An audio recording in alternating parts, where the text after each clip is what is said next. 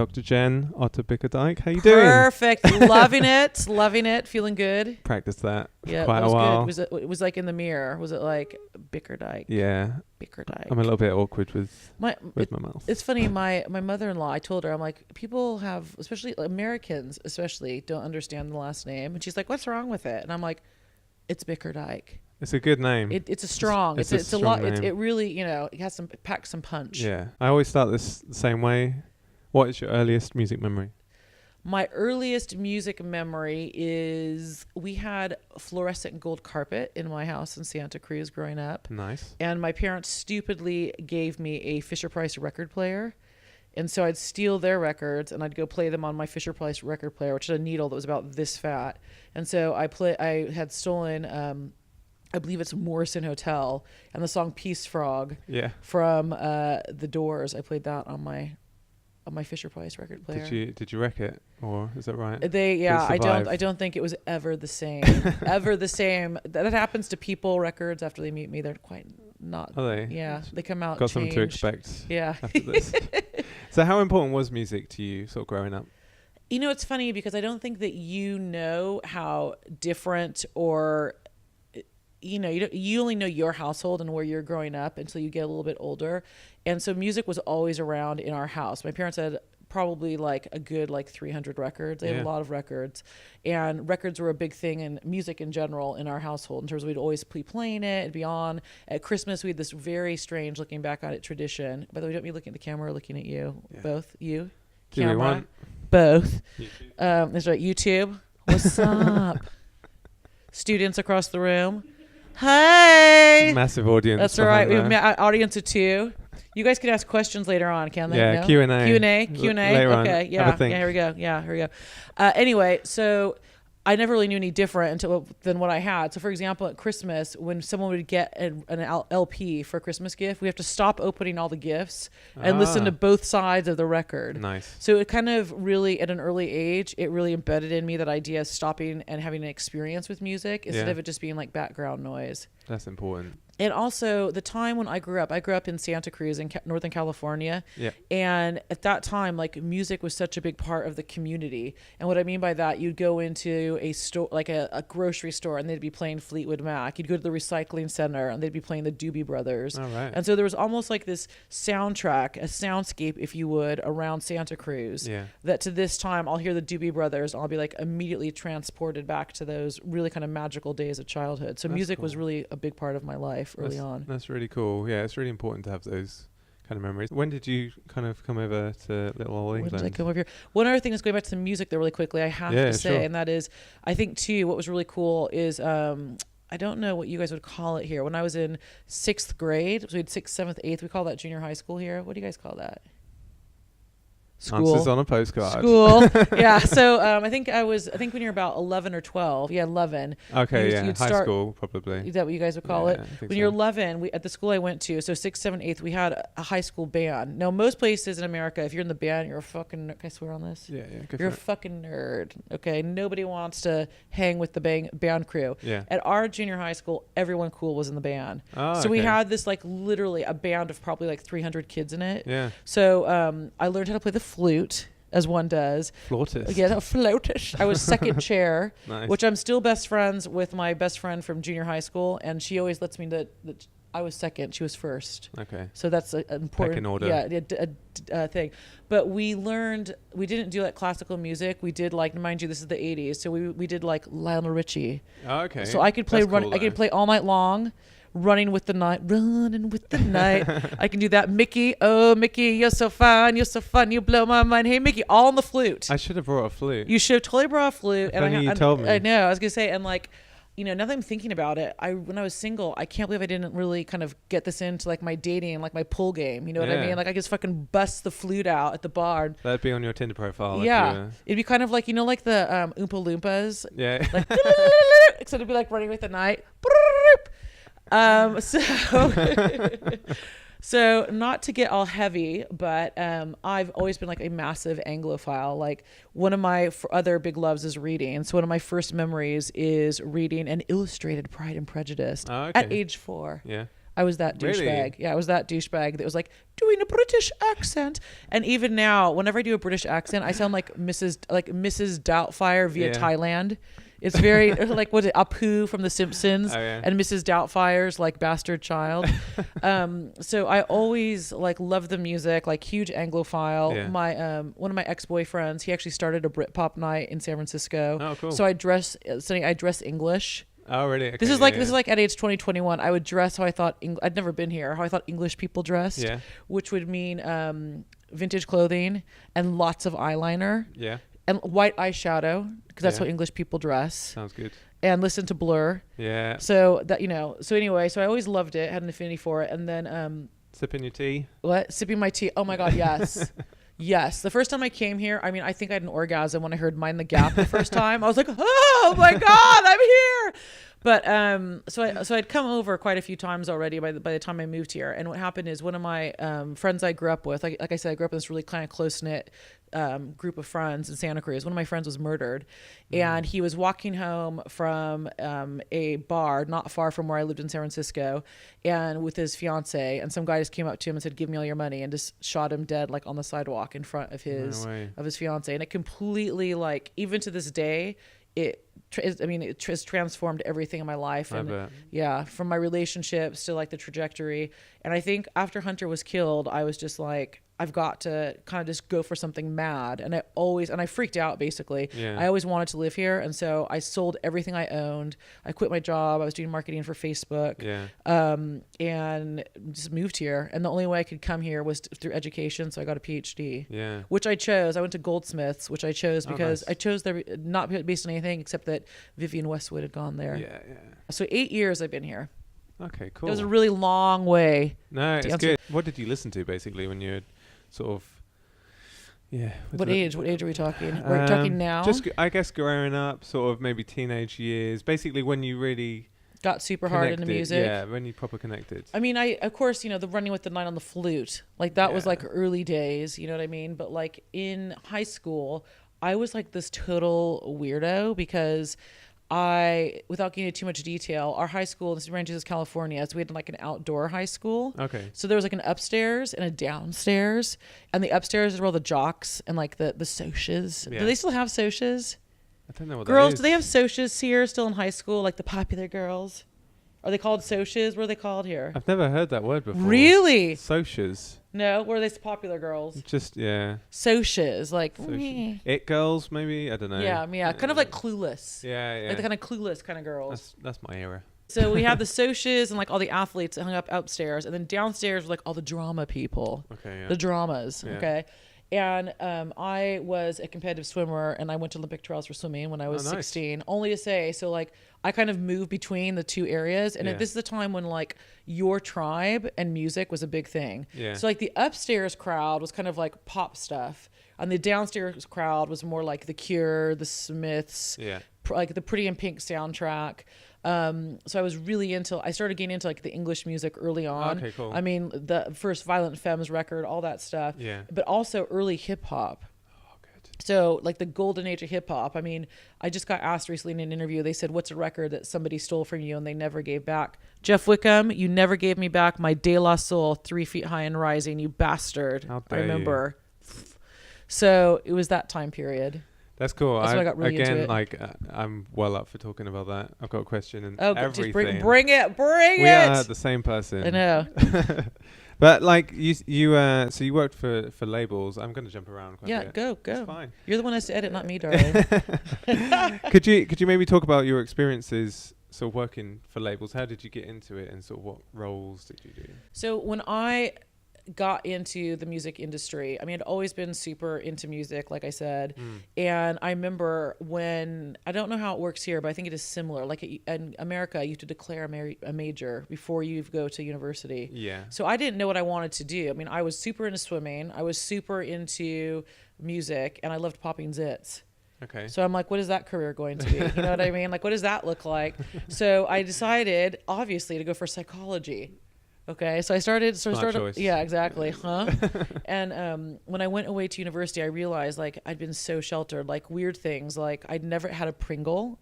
Oh, really? Until I went away to You haven't university. lived. I know, dude. I was like, I mean, I was living the dream, like living on my own. I was like, I can eat Pringles whenever I want. Exactly. So I kind of went crazy when I first went away to university. Yeah. And I realized I really didn't like psychology. I spent all my time, like I was working full time, spent all my money going to gigs, buying CDs. This is like when CDs were a big thing.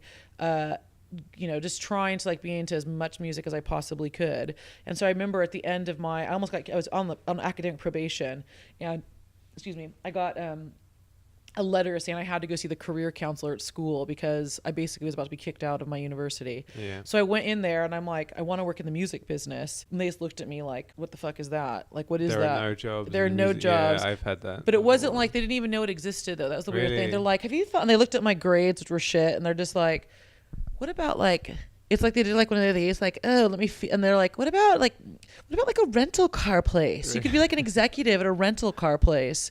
And I'm just like, no. But I felt so disheartened because I'm just like, how the fuck am I, like, what is this music? Because what is it? You know what I mean? Like, we didn't have internet.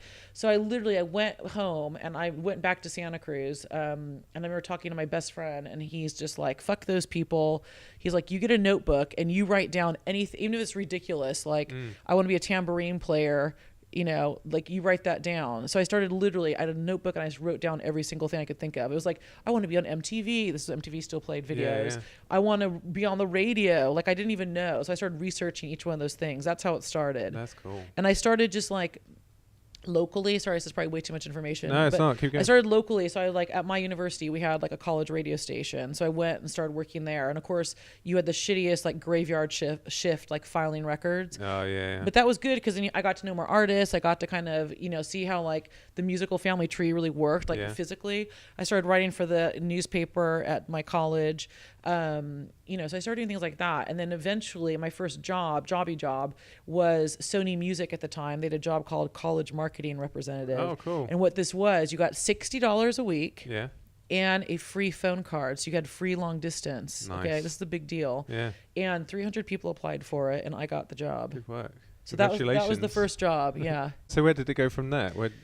That job was wild because I'm like 19 years old and like my grandma, God rest her soul, like I didn't have a car. You had to have a car for this job. So my grandma was like, here's $1,000 for a car. Oh, that's nice. So what can you get for $1,000? Like a fucking jalopy basically. And this is in San Francisco. Yeah. So the car was like a 1967 Volvo, looked really cool, but it'd always be like, oh, I'm on a very steep hill with Pearl Jam in the car. I'm going to break down now. But that's what my job was. It was driving around bands. And this is a time when like Pearl Jam, Rage Against the Machine, Red Hot Chili Peppers, Nirvana, like all these bands were starting to really kind of come up. Yeah. And I was young and I was getting to like drive them around and talk to them and be around bands. It was really, really exciting. So that was the first job. That sounds like a good first job. It was a really good first job. There's nothing like being in, like I said, like in the car with like someone like Pearl Jam. Yeah. And you're just like 19 years old on a very steep hill and your clutch completely goes out and you're just like sweating and like, at that age you're still young enough that you're like, I'm not going to look cool. You know what I mean? Now I'd be like, fuck dudes, you know what I mean? But then I was like, but it was good. I think the one thing that was bad about it though is that very early on, it was like I saw that I was really idealistic about music. And at that time, it was all about, and I think it still is this way, music business is about the business. Yeah. The music just happens to be what the product is. So from really early on, like literally my first day at my job, I remember at Sony, I remember being like devastated by that. I'm like, nobody cares about the artists. Yeah. Nobody cares about the artistry. When I went over and worked at Interscope, it was more about the artist and the artistry. But at the end of the day, it still is about the relationships. And there's so much behind the scenes that you don't know. Yeah, I think it's such a shock when people look to work in the music industry and anyone's watching. It's, I don't know, it's a little bit smoke and mirrors really, isn't it? So much.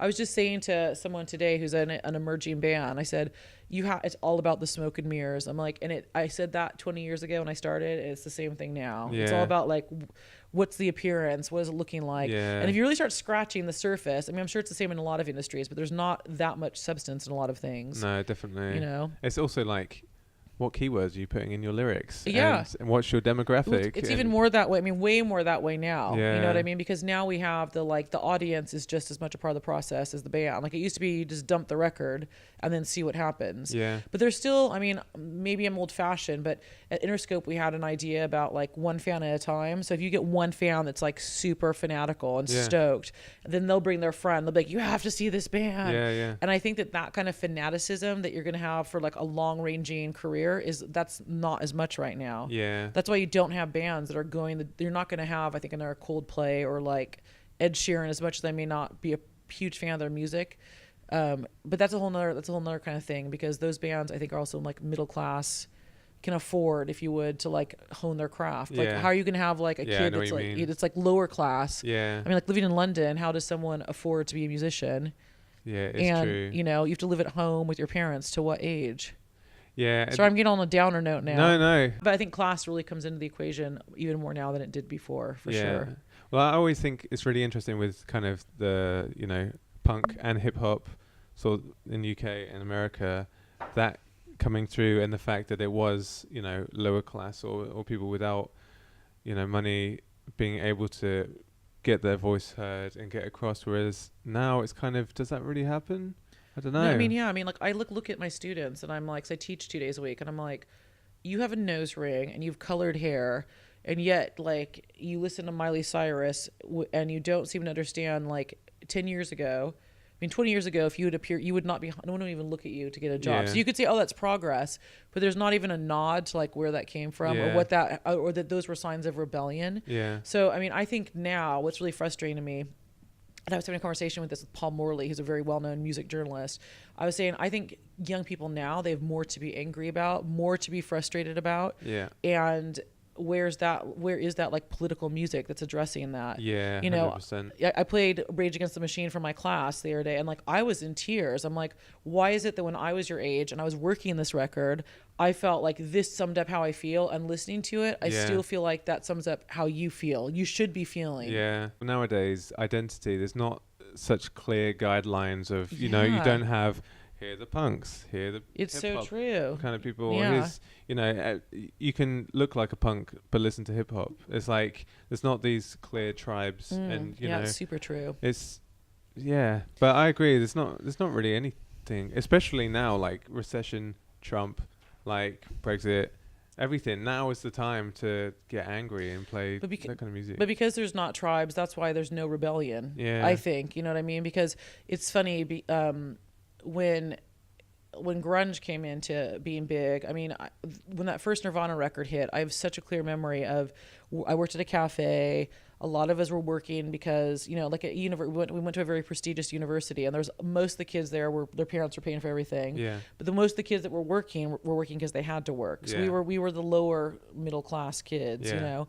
And so seeing Nirvana and hearing what Kurt was writing about, he looked like us, he sounded like us, he was talking about things that was directly relatable to what we were going through. And so when Nirvana got to be massive, it seemed like there for a second, you know, suddenly we're talking about queer rights, we're talking about feminism, you know, with the whole Riot Girl movement. We have all these things that suddenly it seemed like this alternative, I hate to even use that word, outsider cultures that have been sidelined for so long, we actually could have a moment of power. Yeah, definitely. You know, but then I always tell people the tipping point for that is, again, when I was at university, we used to sneak into fraternity parties. And I remember we were at this one fraternity party. I have like dyed black hair, Doc Martens up to here. There's a DJ playing, and he goes from Vanilla Ice, Ice Ice Baby, which the entire crowd is like, of course, like, wee, myself included. Let's go, you know, no shade. But then he drops Smells Like Teen Spirit on, and I'm just like, fuck yeah. But then I'm like, why is this weird DJ at a fraternity party? And all these like frat bros take to the dance, you know, like it cleared for a second, and then they're like, oh, okay. And there's like, and I'm just like, you motherfucker, like, this is my band, my song, my tribe talking about us. And you realize that was the tipping point. And that's how this circles back to what you're saying, is it went from something that was about us to something that was just a product in the pop vernacular. And that's where we are now with things. 100%. And also, like, seeing a band like Nirvana do well and relating to them, it kind of gives you that, I can do that. I can, like, it's one of us, that whole thing. But also flip flip side, go to like Primark or H&M. Oh, you see, child. Run DMC or Nirvana or like all these like iconic. It's very difficult. My husband works in fashion, and we went to H&M a couple weeks ago, and like they have like an entire grunge section. And I'm just sitting there going, this is what Kurt was not. That whole movement was not about any of that. And you can see that for so many musical movements and stuff. But I guess because I was so involved in that and so invested in that. Yeah. And to see how history has twisted that, what that was about, into this commodified bullshit, it is quite upsetting. I mean, one thing that's interesting is I hate going to see bands now. I don't like going to shows, really, which is, I think I just saw so many, like and seeing so many bad things happen. I went to see a band the other day, and like I was blown away by the band, like how political they were, like how smart the lyrics were, the showmanship. And I hadn't seen anything like that since probably the first time I saw Nirvana. Really? Yeah. And that was really kind of exciting for me, because I'm like, okay, this shows at least at least one band is out there trying to kind of change things up a little bit. So that definitely was really exciting for me. Yeah, I think the whole gig scene as well, just going to gigs now with phones in the air. Oh. It's not in the moment anymore, are we? It's just, no. I'm not surprised that you aren't so fussed about going to gigs, especially having, seen those moments and like real authentic moments, and now people are filming stuff, watching it on their screen. That's the experiences through that. And like, I can't remember who said this, but it was so smart. It's like, even with like let's say a baby band, they go and play somewhere, and like half the people there, let's say there's 10 people there, half will be looking through the camera, and the other half will be, will be there maybe, but then there'll be people at home, they'll upload it to YouTube or whatever, and like the fucking band will be like shot down before they can even, like, there's no incubation period for you to make mistakes and stuff like that. Like, it's already all out there. And I think that's really that's a tragedy. And there's no true connection either. You don't see a band and be like, although, I mean, I saw there's an artist called Koji Radical, who's like a hip hop artist. I saw him the other day, and it was the first time that I was just like glued to watching, and like I was filming stuff, granted, but douchebag. but that was for online. Okay, so it was for the sake of business. That was for business. Okay. But yeah, I haven't had that very often where I've seen an artist and I'm like, just obsessed, and then I go home and I have to listen to them, and it's such a shame that there's not that connection anymore.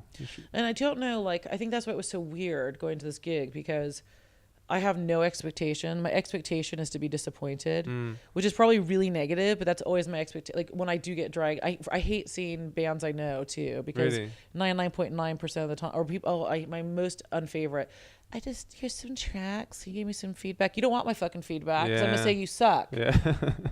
You need to go find a nice job at a rental car place. That's perfect for you. But when you do have that, it was, it's so magical, and it's just so like this band, like, I'll do anything to help them, because I'm just like, you need to. That's probably how you feel about Koji Radical. Koji Radical. Can I see the band? Yeah, go for it. They're called the False Heads. Nice. You heard it here first. Yes, that's right. Bang. Drop mic. Hey, I'm Dr. Jennifer Otter Bickerdike, author of Why Vinyl Matters, and you're watching/listening to Such Great Heights. So we're here to talk about your book, Why Vinyl Matters. So where did the idea for the book come from? So my book, Why Vinyl Matters, really came from me talking to my literary agent. And I'd already put out several academic books. And I thought, you know what? Like, I've always wanted to be a writer. Always, always, always. And hence why I got the agent. And my idea that I'm trying to sell her, I still want to do this, is like an FM Gold. Okay. So it would have like basically the music of my childhood. And we're starting to lose these people. Like Walter Beckett just died. So like Steely Dan, Doobies, Hall Notes, all those kind of people. Kind of like the smoother, kind of, really high production value. And so I was telling my agent, I'm like, I want to do this book. And the covers were so amazing. I was like going on and on about like the vinyl experience, like listening to these, having my parents have those records around. And she's like, that's what you should do. You should do a book called Why Vinyl Matters, about vinyl records. And I'm just like, isn't that obvious? Doesn't everybody love vinyl? But not really. Like, that's to you. To me, it's just like one of those things, like, doesn't everybody know the John Cusack movie Better Off Dead? They don't. So I started off, we wrote a pitch, and I just made a list, Sunny, of like, who would I love to talk to about this topic. And at that point, like, I'd been an academic for about 7 years. So I'd been out of the music industry and just been like pursuing my PhD and teaching. Yeah. And kind of just trying to figure out what I wanted to do. And so the idea of it was to see, do I like being around music industry people? Yeah. What would be the response to this book? And so I just kind of did it. I kind of almost went back to the very beginning when I wrote the notebook of like what jobs I'd want in the music business. I wrote down like, who would I want for this?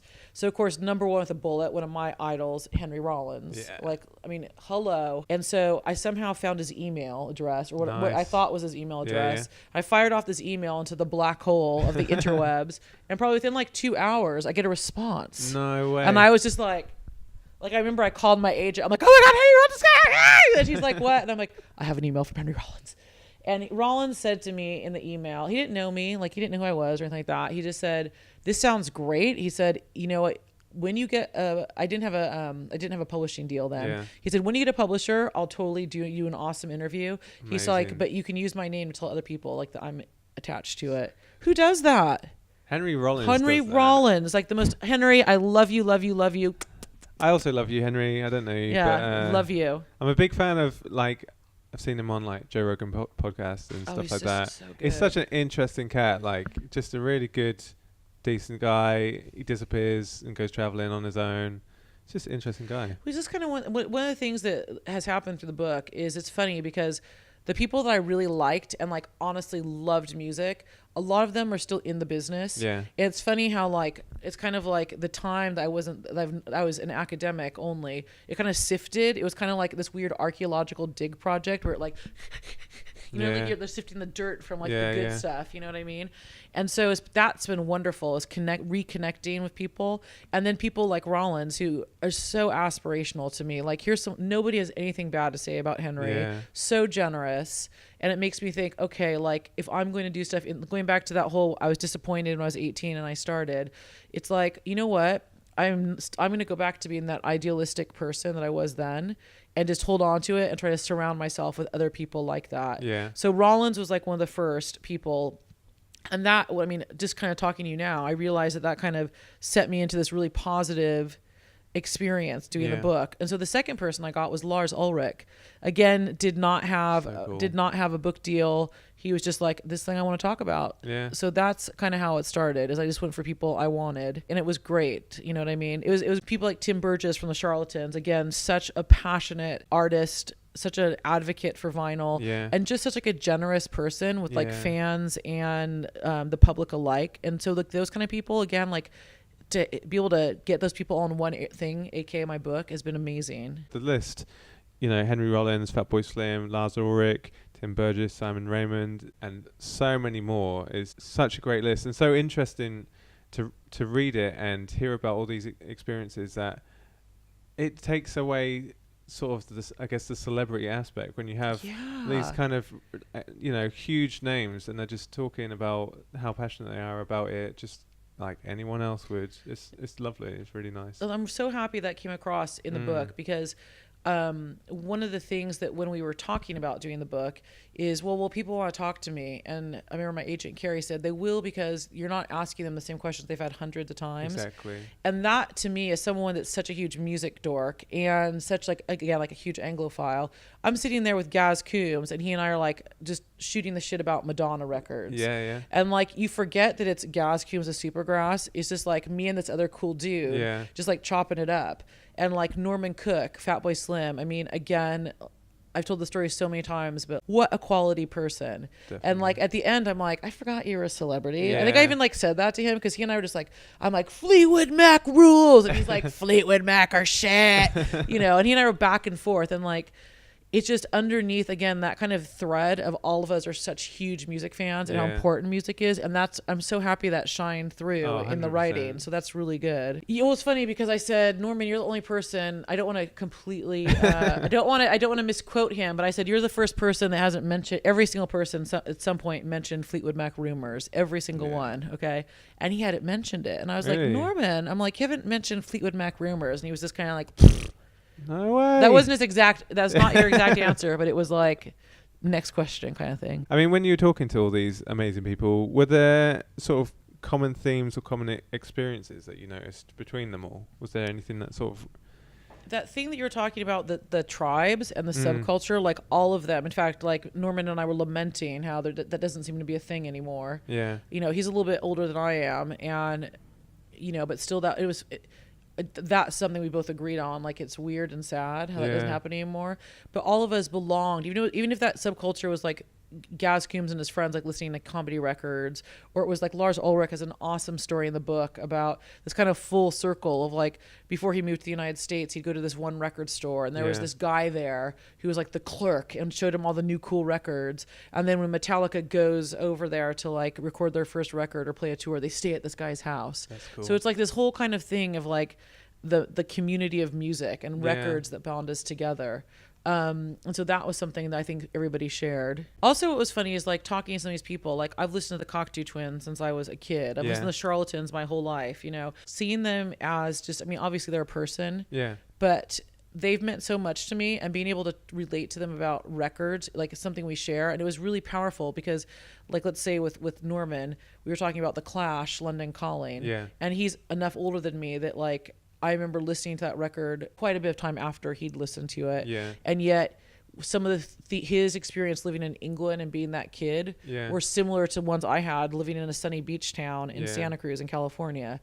So that I thought was really kind of magical. And how these two people had this same sort of thread that went between us, even though there was space and time and experience and geography that was so much different. Definitely. I think there's so much gravitas to, you know, these people's names and the bands that they're associated with, or the music that they're associated with. But then I don't know, you almost forget that they were young, they discovered music, they had the bands that they liked, they heard that record that really changed them. And I think it does come through with the book. Like you see that moment and you see what it means to them, basically. So I'm a big fan of it. I'm so thrilled that came out in the book. So definitely. Good. How would you describe the book to others? So the book, like I did not really know how the book was going to turn out. And so I knew like we were getting photographs, and actually some of my pictures are in the book, which is kind of, well, actually it's a lie. I think like 3 of my pictures are in the book. 3. 2 of Norman Cooker that I took are actually in it. I took him in this record collection. But the book is like a coffee table book. It's the same size as an LP. And when and it's made up of, I think, 35 interviews. So it's everyone from, again, some of these people that we're discussing right now, like artists, but then also manufacturers of vinyl, record labels. Like I was really lucky. I got Portia from Kill Rock Stars, Ben Blackwood, who runs Third Man. He also does the White Stripes archivist. So I got people like that on board, which was really exciting for me. So it's kind of like a 360, the vinyl experience, from making it to a label, to the artist, to the fan. So it's all those roles, and then really beautiful pictures throughout the whole thing. I suggest people buy it. Oh, thank you. We'll put a link up. That's right. I like that. Yeah. So you mentioned in another interview that I think Lars from Metallica said to you that you can't listen to vinyl when you're going for a run or when you're in the car. I think in this day and age where there's multitasking and streaming playlists that are becoming so popular versus traditional albums and listening from the start to the finish, we've become like passive listeners, basically. Do you think the rise in vinyl sales that's happened recently is a reaction to that? Yeah. The thing that's interesting that Cut Chemist said to me is he said, we're losing more and more the physical world. And it's so true. And you have to remember, you know, the kids that are turning 18 now, they've never not known a world without social media or the internet. True. You know, I have kids that I'm like, do you guys remember dial-up? And they're like, huh? What? No. They just look at me like, you're crazy. And that mad noise. Yeah. So, I mean, you were going to ask me about Facebook. There was a thing called Friendster, which was kind of the big first. I think I remember, do you remember that. This? Yeah, and Face Party as well. No, Face Party. Yeah. Face Party. No, Friendster, though, I remember at the time I was doing consulting, my best friend and I, we had one computer between the two of us, dial up. Yeah. And we were both single. and we would fight over who got to get on the one computer and dial up first to check their Friendster account for new hot men. Really? Yeah, that was the thing. We didn't. It was fuck work. It was all about what young studs were on their waiting to be discovered and pillaged by the two of us. So you're trying to explain to an 18-year-old the idea of dial up. Yeah. Not everybody having their own computer, like a computer, the price point for a computer being so high that you have to share it. Your phone being out of action. Yeah. When you're on the internet, 'cause that mad noise. And nobody had a mobile phone, like all these kind of things. So back to the question, how this ties in is you kids have only really experienced this virtual world. And so the idea of like, wow, I can physically own this music. Yeah. There's a whole experience. Like I've met kids when I was doing the book that this was their first or second time going to a record store. Whereas for you and me, it probably was like, it was always there. It was part of the whole, it was where your cultural center, really, your community center where you learn so much. But for them, it's almost, they've already kind of gone through the teen years. They may have never gone to a physical record store. It is amazing. I kind of forget that. It's almost like a bar. Like, yeah. Do you know, like you have to be a certain age to go to a bar? You're like, Yeah. oh, this whole new world. Yeah. Well, if you don't have a fake ID, Yeah. that's exactly. that's another podcast. Yeah. But yeah. So I think it is definitely a reaction to that. Yeah, definitely. And also being present, like that. It's funny because my turntable actually died over the weekend. I know. And I realized it's so cliche, but when I sit down and do some writing, like when I actually want to concentrate or be creative, and this is so Californian, I realize, but like I light some incense. Okay. I have a lava lamp. Really? I bought the lava lamp at a you guys I say yard sale. You guys car boot. Car boot sale. Car boot sale. Yeah. I don't know why. I started with the lava lamp. I think because my candles, I had a really expensive candle and it ran out. So I'm like, I'll put the lava lamp on for some cool. atmosphere. They're gonna come back. Yeah, they're gonna come back. Coming back in. Yeah. So I put the lava lamp on. I'll light the incense and I'll put a record on. And it can be like Doris Day's Greatest Hits. Yeah. It can be some like, I love all these like random like Motown's number 80 of Motown's most unknown hits. Yeah. Mm-hmm. But you put that on and it just kind of puts you into a different frame of mind. Definitely. And you have to be there and concentrate in a certain different kind of way. Yeah. Then the music's like what Lars is talking about is you obviously if you're going for a run, you can't have like a fucking record strapped to your back. Exactly. But he was talking about like his wife will be cooking and the music will be on. It's like it's not the main activity. And when you put the vinyl on, that is the main activity or it's part of the main activity. Yeah. I mean, what sounds sexy or you're about to, hump your partner. Are you going to like, ooh, I'm just going to put on the sexy MP3. Yeah. Or it's like, ooh, let me bust out the Marvin Gaye, honey. Yeah. Or if you're Get that lava lamp that's on. right. Get that lava lamp on. I agree. I had such a, I mean, I'm really lucky. Looking back at my childhood, I feel proper lucky that I would come down on a Sunday morning and my dad would be playing Motown on vinyl and he's got like an unbelievable record collection and everything. And I guess I sort of took that for granted and just assumed that was normal. Houses, yeah. Yeah, but it's really not. And the way albums sound and feel and, you've got, compared to other formats, and you've got the gatefold and detailed artwork and the crackle and you put in just the whole of experience of it. I'm obsessed right now. We just bought a house. Yeah. And my husband's like, "You are not getting a jukebox," and I'm like, "I'm so good in a juke. Is this gonna show up one day?" And he's not gonna have. I'm gonna be like, "Oh, sorry." So I've been on the sly collecting 45s. Oh. Mm-hmm. And like. Nothing's worse than you get the 45 and it skips. Yeah. And I'll become like strangely obsessed with songs. Like never anything current. It's always like some random song from 1981. I have a flickering memory of maybe hearing it at the recycling center we're talking about. So do you know there's a song by Dan Hartman called I Can Dream About You If I Can't Hold You Tonight. No? Okay. Not So sure. anyway, so I bought this for like, this happened to me a couple times. I bought it for £1 off eBay. Oh, nice. And it came and it skipped. What? But I know it pissed me off. Yeah. But that's part of the thing about records, though, is like they're not perfect, and that's kind of a plus side about them. It gives them more value, though. I mean, having an MP3, which I mean, or streaming, obviously, in this day and age, but like the fact that it's not physical, there's no nothing to it, and the fact that it could skip, that it isn't possibility, infinite, there's more value to it. It was hilarious. I did an interview for a podcast in Australia, And I was telling him how my auntie, who I just adored a tiny bit, she's like the cool. Everybody has that one cool aunt, you know. You hope to have the one cool aunt, Aunt Janet.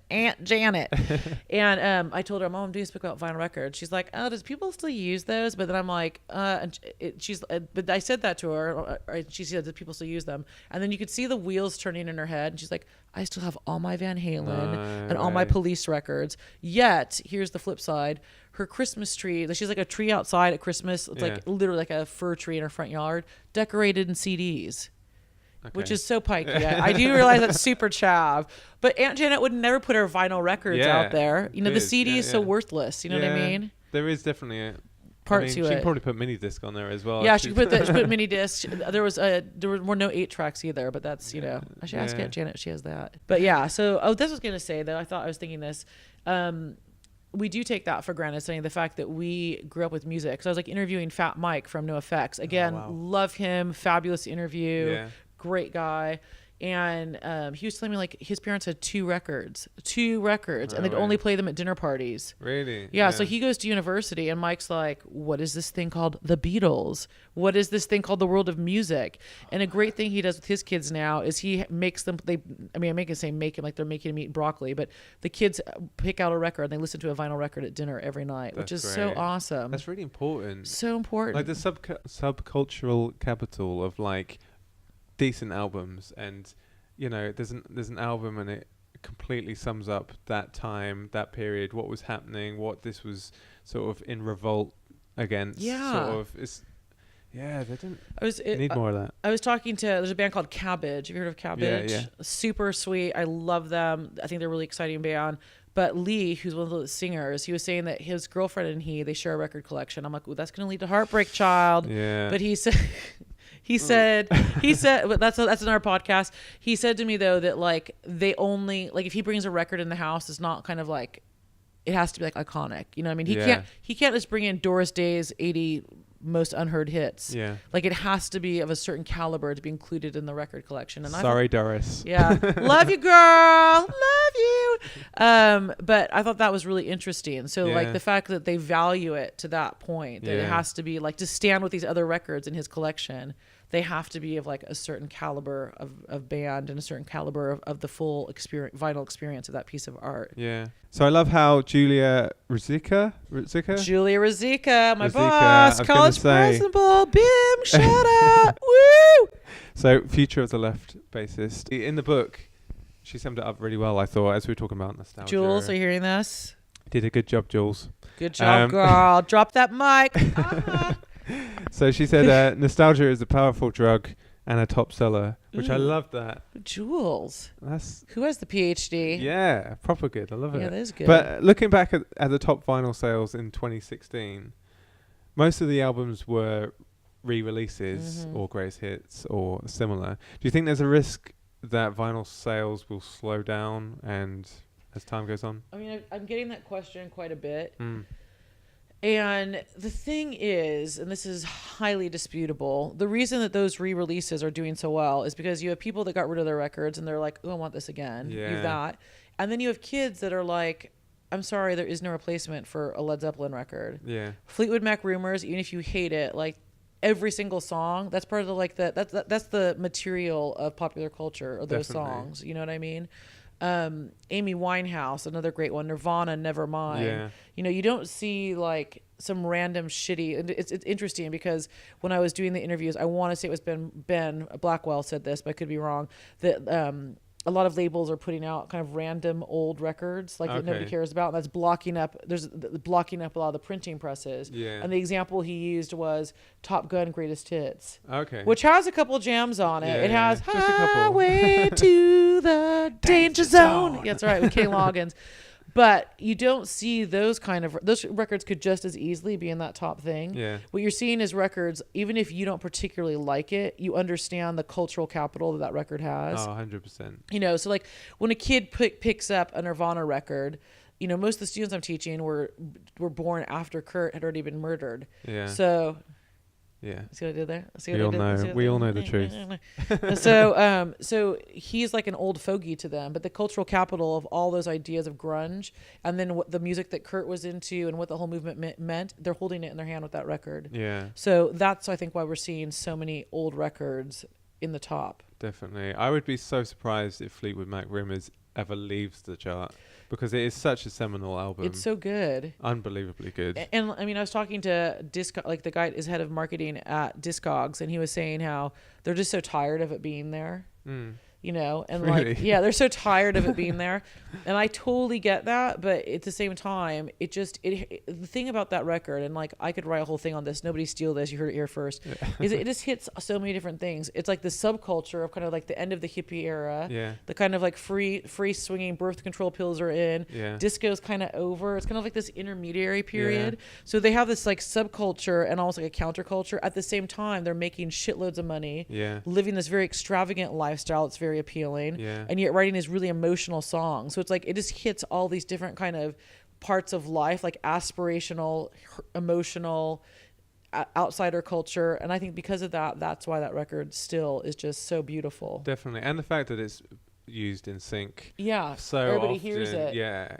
It's like whether you may not have Fleetwood Mac. Yeah, you might not have listened to Fleetwood Mac, but you've probably heard Fleetwood Mac in some capacity, basically.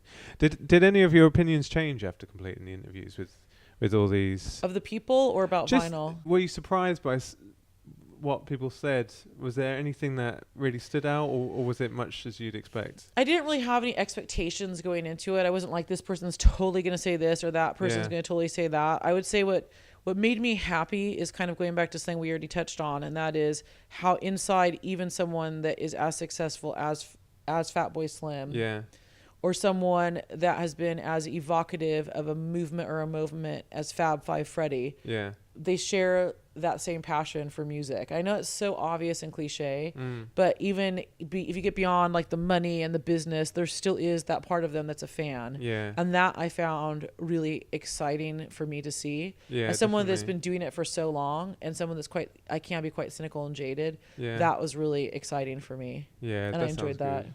You wouldn't really excuse any musician who's been in the industry for 20 plus years or whatever to sort of lose an interest in music, or devalue it maybe, but the fact that they're all they have that kind of like young passion, like they've just discovered it. It's really great to sort of read, and for me, I think it basically made me connect with them as an artist and their music, even though it's about their connection and what they used to listen to, but it makes me see them in a different light as musicians and music fans themselves. Yeah, it's just it's so easy in this day and age to see them as they're always on TV, they're always on the radio, they are celebrities sort of thing, and you forget that they're people and great people, and they have a passion for music as well. I mean, there's a great There's a great part in the Lars Ulrich interview where he talks about going into his kid's room and how proud and happy he feels that his child is playing records. Yeah. And that, I think that kind of just drills down to like me stealing that Doors record from my parents, and that passing of that passion on. You're not going to be like, ooh, here's my hard disk, or here's my hard drive with all my MP3s on it. Yeah. Someone right now, one of my friends, he's making me a mixtape right now. Oh, that's cool. Yeah. And like, I'm so excited. Yeah. I have people that make me Spotify playlists all the time, and I mean, it's nice they do that for me. I like it, but a mixtape, that's like so much time, and it's that physicality of it. It's that time, and that's what we're really talking about. Time is the commodity. It's funny because all this technology is supposed to make our lives easier and faster, but it's taken away time, and it's been the time we have that much more precious, which is why sitting down and listening to a vinyl record is such an amazing experience. Yeah, definitely. So the book's out now. What's your next step, basically? The next step, I mean, I am all about the vinyl revolution in general, and really a physical manifestation of books and records and music. That's like what I'm really, really passionate about, because it's something that's been so important to me. And one thing that I really want to show is that you can be attractive and smart, those two things together, and not in kind of a vapid like Kardashian sort of way. Yeah. So I'm really excited because I got asked recently to be to not, sadly, no tits out. Playboy, if you're listening, I'll get the tits out. We can airbrush everything. I'll be all good. But to be featured in Playboy, which is really exciting. Yeah. And then I've also been asked to do a talk at Cambridge University. Wow. So within a week, I got both of those things. That's so good. So that's kind of like my goal, is just to be like entering the fray and showing how music can be really culturally important and not vapid. I think we've kind of entered this area where music is disposable. Yeah. And to me, like, music and literature are the two things that have shaped who I am. Yeah. They shouldn't be disposable, and we need to have important discussions like you and I are having tonight about their place, their physical place in our lives. So that's kind of what I have moving forward. I'm doing some stuff with Record Store Day, which is really exciting. Look for it in stores in the US and in the UK, which is cool. And I'm doing an exposition at the Youth Subculture Archive, which you should come down for that. That's in here in London. That's in January. Come on down, baby. We're getting an alcohol sponsor. Yeah, that's how we roll. Nice. That's right. Even better.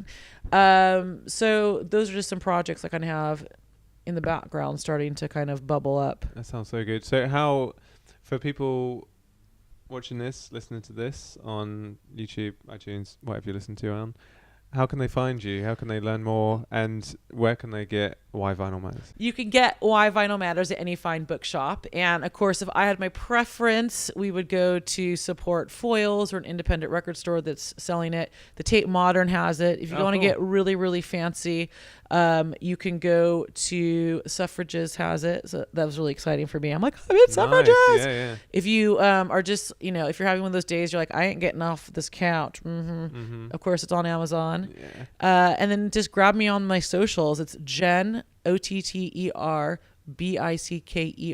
That's my Twitter. And then Jennifer Otter Bickerdike for Instagram. Perfect.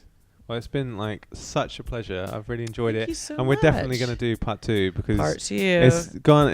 Well, I don't know what the runtime of this is, but it's definitely about an hour. Yeah, at least an hour. So we could go off on some other. Hour 2 and 3, I reckon. Yes, exactly. So yeah, thanks so much for doing this. Thank you so much for having me.